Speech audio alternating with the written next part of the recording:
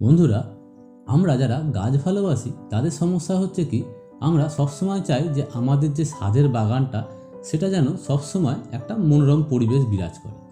কিন্তু সমস্যাটা হয় তখনই যখন আমরা দেখি যে আমাদের একটা গাছ, শখের গাছ, সেটা হঠাৎ করে ঝিমিয়ে যাচ্ছে বা তার পাতাগুলো আস্তে আস্তে হলুদ হয়ে যাচ্ছে। অনেক সময় এরকমও হয় যে আমি প্রপার কীটনাশক দিচ্ছি, তা সত্ত্বেও যে ফলটা পাওয়ার কথা সেটা আমরা পাচ্ছি না। এছাড়াও অনেকে দেখবেন যে গাছ সুস্থ সবল আছে, কিন্তু যে পরিমাণ ফুল আপনারা আশা করছেন বা যে পরিমাণ ফল বা সবজি আপনারা আশা করছেন তার কিছুই হচ্ছে না গাছ থেকে। এই রকমটা হলে অনেকে কী করেন যে গাছের যত্ন নেওয়াটাই ছেড়ে দেন, গাছটিকে তুলে ফেলে দেন। আবার অনেকে যেটা করেন যে গাছের প্রতি যত্নটার পরিমাণ একটু বাড়িয়ে দেন। মানে কীরকম যত্ন? ধরুন উনি যে পেস্টিসাইডটা গাছে দিচ্ছেন 15 দিন ছাড়া বা 20 দিন ছাড়া, উনি কী করেন, দেখছেন যেটা দিয়ে কোনো কাজ হচ্ছে না, তখন তাহলে পেস্টিসাইডের পরিমাণটা বাড়িয়ে দেন। বা যে 15 দিন ছাড়া যেটা দিচ্ছিলেন সেটা উনি 7 দিন ছাড়া ছাড়া দিতে শুরু করেন। এতে হিতে বিপরীত হয়, গাছটার যে সহ্য ক্ষমতা সেটা আস্তে আস্তে কমে আসে এবং গাছটি আস্তে আস্তে মৃত্যুর করে ঢলে পড়ে। আবার এরকমও দেখেছি অনেকে কী করেন, যে সারটা বা যে রাসায়নিক বা জৈব সারটা, বিশেষ করে জৈব সারের ক্ষেত্রে কোনো সমস্যা হয় না, কিন্তু রাসায়নিক সারের ক্ষেত্রে কিন্তু এটা খুবই সমস্যা হয়। যেটা উনি 20 দিন ছাড়া ছাড়া দিচ্ছিলেন, সেটা কী করেন, যেহেতু গাছের গ্রোথ হচ্ছে না দেখছেন, তখন কী করেন, ওটা উনি 7 দিন ছাড়া ছাড়া দেওয়া শুরু করে দেন। এতে কী হয়, মাটিটা আস্তে আস্তে নষ্ট হতে শুরু করে এবং গাছের গ্রোথ তো দূরের কথা, গাছটা আস্তে আস্তে মারা যেতে থাকে। তো এই ধরনের সমস্যা থেকে মুক্তি পেতে গেলে আমাদের কিছু কিছু ট্রিক্স অ্যাপ্লাই করতে হবে গাছে, যে ট্রিক্সগুলো আজকে আমি আমার ভিডিওর মাধ্যমে আপনাদেরকে বলবো। একটা সুস্থ সবল গাছকে তৈরি করতে গেলে এই ট্রিক্সগুলোর সত্যি খুব গুরুত্ব আছে। সুতরাং ভিডিওটি শেষ পর্যন্ত দেখুন, আশা করি আপনারা এই ভিডিও থেকে উপকৃত হবেন। আর ভিডিওর নিচে কমেন্টস করতে কিন্তু ভুলবেন না যে আপনারা এ থেকে কতটা উপকৃত হলেন সে বিষয়ে। ইপসাম সল্ট, যার রাসায়নিক ফর্মুলা হলো MgSO4, এর মধ্যে 10% মতো ম্যাগনেসিয়াম থাকে আর 13% মতো সালফার থাকে। লন্ডনের ইপসাম বলে একটি জায়গা আছে যেখানে প্রথম এই ইপসাম সল্ট লবণটিকে পাওয়া যায়। তারপর থেকে এই লবণটিকে ইপসাম বলে বা ইপসাম সল্ট বলে ডাকা হয়। ইপসাম সল্ট হলো এক ধরনের মাইক্রোনিউট্রিয়েন্টস, যেটা গাছে দিলে কিছুটা ম্যাজিকের মতো কাজ করে। আপনারা যদি প্রয়োগ করেন আপনারা বুঝতে পারবেন। এবার সেই ম্যাজিকের মতো কাজ কেন করে সেটা নিয়ে আমি তো অবশ্যই আমার ভিডিওর মাধ্যমে বলবো। কিন্তু এর কিছু অপকারিতাও আছে। যে কোনো রাসায়নিক সার ব্যবহার করতে গেলে তার উপকারিতাটা যেমন জানা দরকার, তার কিছু কিছু ড্রব্যাকসও থাকে বা অপকারিতাও থাকে, যেগুলো আমাদের হিউম্যান বডিতে বা আমাদের মানব দেহে ক্ষেত্রে কিন্তু ক্ষতিকারক। সেই জিনিসটাও কিন্তু জানা ইকুয়ালি ইম্পর্টেন্ট। এবারে ম্যাগনেসিয়াম সালফেট বা ইপসাম সল্টের কার্যকারিতার প্রথম পয়েন্ট নিয়ে একটু আলোচনা করা যায়। প্রথম পয়েন্টেই বলবো, ম্যাগনেসিয়াম সালফেট কিন্তু গাছের যে অঙ্কুরোদ্গম হয় সেই অঙ্কুরোদ্গমে কিন্তু খুবই গুরুত্বপূর্ণ ভূমিকা পালন করে। তার কারণটা কি হয়, যে কোষের যে কোষপ্রাচীর হয় সেই কোষপ্রাচীরের ক্ষমতা যেটা, সেটা কিন্তু এই ম্যাগনেসিয়াম অনেকটা বৃদ্ধি করে দেয়। তাতে কি হয়, যে বীজের যে অঙ্কুরোদ্গম হয় সেটাকে কিন্তু এরা খুব ত্বরান্বিত করে। তাতে কি হয়, গাছটা খুব তাড়াতাড়ি গ্রো করে, মানে অঙ্কুরোদ্গম খুব তাড়াতাড়ি হয় এবং খুব তাড়াতাড়ি চারাটা বের হয়। এখানে একটা কথা বলে রাখা দরকার, আপনি হাফ চামচ 1 লিটার জলে গুলবেন, গুলে যেখানে বীজটা বা দানাটা দিয়েছেন সেখানে স্প্রে করে দেবেন, বা মাটিটাকে ভালো করে আপনি মাটির ওপরে জলটাও দিয়ে দিতে পারেন। দিয়ে ভিজিয়ে দিলে দেখবেন যে আপনার যে অঙ্কুরোদ্গম হবে সেটা অনেক তাড়াতাড়ি হবে এবং গাছটা খুব তাড়াতাড়ি গ্রো করবে। আরেকভাবে আপনি দিতে পারেন, যখনই দেখবেন যে চারাটা বেরিয়ে গেছে, বেরিয়ে ঠিক 1 আঙুল হয়েছে, তখনও কিন্তু আপনি এই ইপসাম সল্টকে জলে গুলে কিন্তু দিতে পারেন। পরিমাণটা কিন্তু বেশি হলে কিন্তু হবে না। সেকেন্ড পয়েন্টটি খুবই গুরুত্বপূর্ণ, তার কারণ যখনই আমরা গাছের পাতায় ইপসাম সল্টটাকে প্রয়োগ করব, তখনই কি হয়, গাছের যে কোষগুলো হয় সেই কোষগুলোর নাইট্রোজেন, ফসফরাস এবং পটাশিয়াম এর যে গ্রহণ করার ক্ষমতাটা সেটা কিন্তু ইনস্ট্যান্টলি বৃদ্ধি পায়। তাতে কি হয়, গাছের দেখবেন হঠাৎ করে গ্রোথ দেখা যায়, মানে 1 থেকে 2 সপ্তাহের মধ্যেই দেখবেন নতুন পাতা এসে গাছটা যেমন ছিল তার থেকে কিন্তু অনেকটাই গ্রোথ নিয়ে নেয়। তার মেন কারণটা হচ্ছে কি, এদের খাদ্য যে গ্রহণ করার পরিমাণটা সেটা কিন্তু হঠাৎ করেই বেড়ে যায়।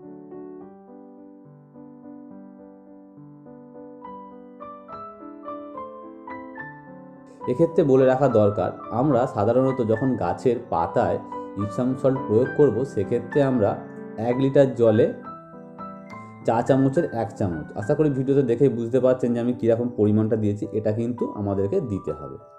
এবার আসি 3 নম্বর পয়েন্টে। 3 নম্বর পয়েন্টটা গুরুত্বপূর্ণ, তার কারণটা হলো আমরা অনেক সময় কি করি, এক পাত্র থেকে অন্য পাত্রে আমাদের গাছকে স্থানান্তরিত করি বা ট্রান্সফার করি, কিন্তু সেক্ষেত্রে কি হয়, অনেক সময় রুটটা ড্যামেজ হয়, বা দেখবেন যে ট্রান্সফার করার সঙ্গে সঙ্গে যে গাছটা যেমন ছিল সেরকমই হয় না, গাছটা ঝিমোতে থাকে বা অনেক পাতা ঝরিয়ে যায়, পাতা হলুদ হয়ে যায়।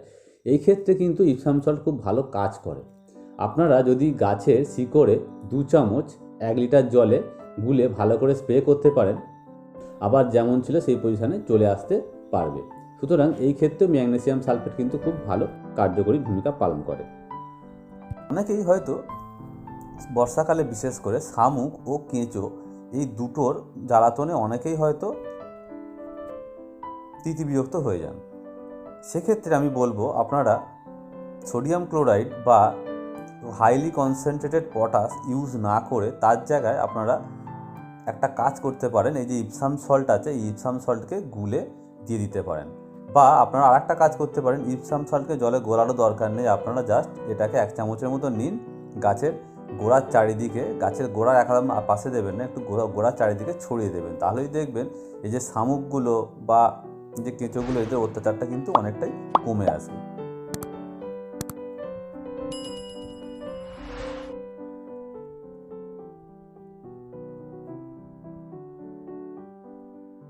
এই যে গাছটি আপনারা দেখুন, এই যে পাতাটির অবস্থা দেখুন কীরকম হয়েছে। পাতাটি একটু ভালো করে খুলি, দেখুন পাতাটি খোলার পরে দেখতে পাচ্ছেন যে পাতাটি দেখুন হালকা হলুদাবো একটা ভাব এসে গেছে, আর পাতাটা কিন্তু কার্লি হয়ে গেছে। এই ধরনের সিমটমস অনেক সময় পাতায় পোকামাকড়ের আক্রমণ থেকেও হয়। আর একটা কারণে হতে পারে, সেটা হচ্ছে মাটিতে ম্যাগনেসিয়ামের অভাব। এটা কিন্তু একটু খেয়াল রাখবেন। তার কারণে যে লেবু গাছের পাতাটা দেখতে পাচ্ছেন যে কীরকম কার্লি হয়ে গেছে, আবার এটা হলুদও হয়ে আছে, তার মানে কিন্তু এটা ম্যাগনেসিয়ামের অভাবে হয়েছে। ম্যাগনেসিয়ামের অভাবে কিন্তু গাছের পাতা সবুজ থেকে কিন্তু ফ্যাকাশে হয়ে যাওয়ার সম্ভাবনা অনেক সময় থাকে। সেই সময় আপনারা কি করবেন, গাছের পাতাতে, যেটা আমি আগেও বলেছি, 1 লিটার জলে 1 চামচ কিন্তু ভালো করে গুলে বিকালের দিকে বা সন্ধ্যের দিকে স্প্রে করার চেষ্টা করবেন। যদি সন্ধ্যেবেলা স্প্রে করতে পারেন খুব ভালো হয়, আর নালে চেষ্টা করবেন যে ভোরের দিকে স্প্রে করতে। ঠিক আছে, এই দুটো সময় ছাড়া বেলার দিকে কিন্তু ভুলেও এই রাসায়নিক সার কিন্তু স্প্রে করতে যাবেন না।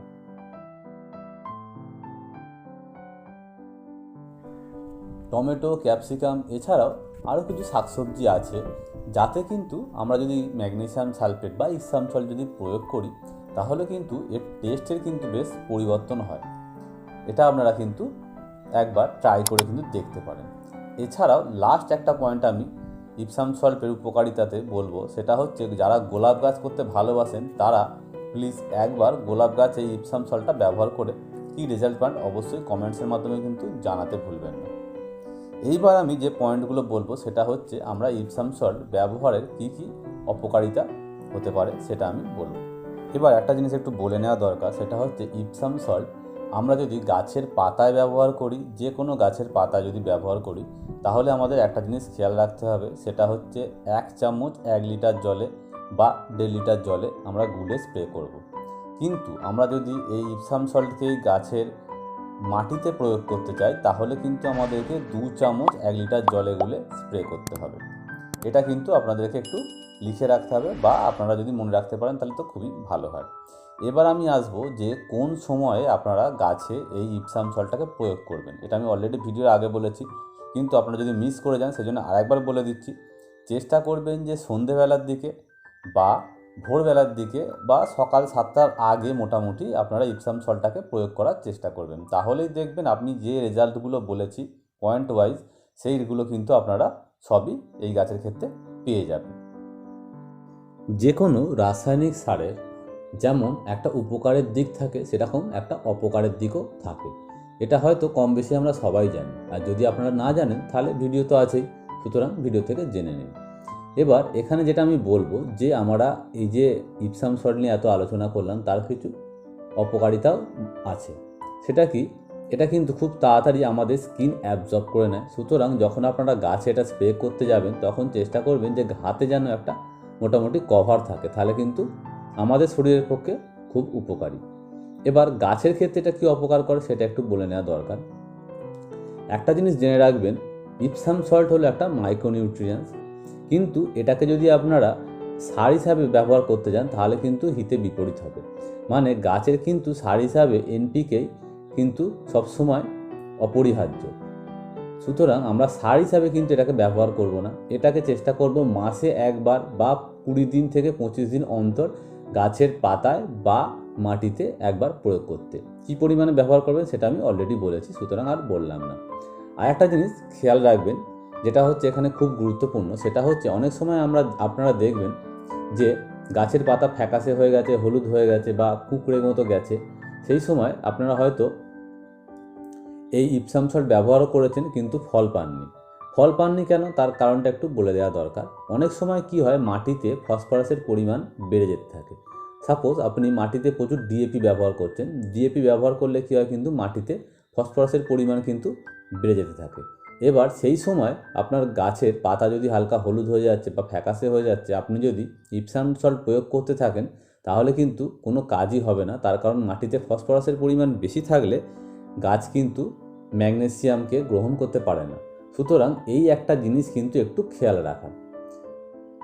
আশা করি ইপসাম সল্টের কী কী গুণ আছে বা ইপসাম সল্ট বেশি ব্যবহার করলে কী কী প্রবলেম হতে পারে সেটা নিয়ে আমি আমার ভিডিওতে আলোচনা করতে পেরেছি। পরিশেষে বলি, আপনারা যদি ইপসাম সল্ট কিনতে চান তাহলে আপনারা কোথা থেকে কিনবেন সে বিষয়ে আপনারা চেষ্টা করবেন যে কোনো নার্সারি থেকে, যেখানে গাছপালা বিক্রি হয় সেখান থেকে কিনতে পারেন। এছাড়াও যেসব দোকানে বিভিন্ন রকমের সার ও কীটনাশক পাওয়া যায় সেখানে যদি গিয়ে বলেন যে ইপসাম সল্ট দিতে, আপনারা সেখান থেকেও কিনে নিতে পারেন। আর এছাড়া আপনারা যদি ভাবেন যে অনলাইনে ঘরে বসে ইপসাম সল্ট অর্ডার করবেন, তাহলে একটা কাজ করতে পারেন, আমি ডেসক্রিপশানে একটা লিঙ্ক দিয়ে রাখলাম, আপনারা ওই লিঙ্কে ক্লিক করেও ইপসাম সল্ট অর্ডার করতে পারেন। আর ইনফরমেশনটা যদি ভালো লাগে বন্ধুদের সাথে প্লিজ শেয়ার করুন। আর ভিডিওটি যারা শেষ পর্যন্ত দেখলেন তাদেরকে অশেষ ধন্যবাদ। এইভাবেই সাপোর্ট করতে থাকুন।